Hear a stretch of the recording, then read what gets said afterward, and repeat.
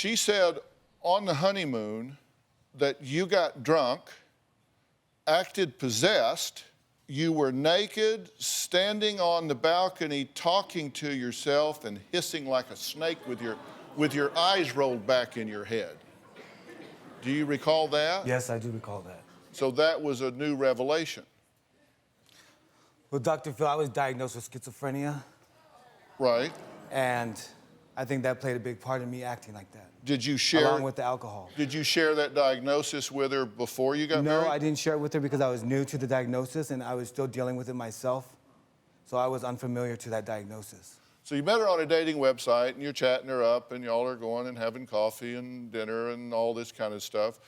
And you've been diagnosed with schizophrenia and you just thought, well, I'm kind of new to this, so I'm not going to bring that up. I mean, because I'm just wondering if you consider that to be honest. I'm trying to figure out if you're being straight with me or if you're lying to yourself. I want to tell you what she perceives about you, okay? Sure. And you can tell me whether you think this is right or not. She says she's just going along and finds out that you didn't disclose an incarceration history, okay? And then she's just kind of driving along and she comes up and says, wow, he was caught stealing $1,400 on video and lied about it and then played kind of the unstable card and wound up in a psych ward instead of jail. And then she could have taken that exit ramp, but she doesn't, and then she finds out, well, he didn't disclose his schizophrenia diagnosis. Then she's driving along, she just keeps going and goes, wow, he's had multiple psychiatric holds for instability. You said you've taken him to the emergency room, right? Yes. And they hold him for 72 hours. She doesn't take that exit ramp. She goes along, he would overdose on his meds and be zombie-like, just sitting around. You know, well, okay, she just keeps on. Skips that exit ramp. Then he was arrested for shoplifting. She doesn't take that exit ramp. Then the 12-year-old daughter, your 12-year-old daughter is in her room crying during the whole wedding out of the mouths of babes. But you ignore that. You don't take that exit ramp. You say, I kicked him out. So you did see something, but then you let him back in. You keep driving along. He stole your roommate's information and obtained an illegal credit card, right? But you didn't take that exit ramp, so you just keep driving along. He stole your neighbor's credit card and dead husband's vital information. Whatever. And you just keep driving along. I'm getting out of here. He was dealing hydrocodone in Florida.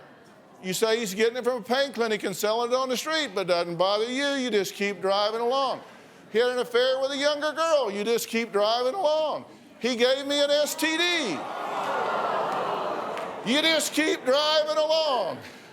He gave me another STD. You just keep driving along.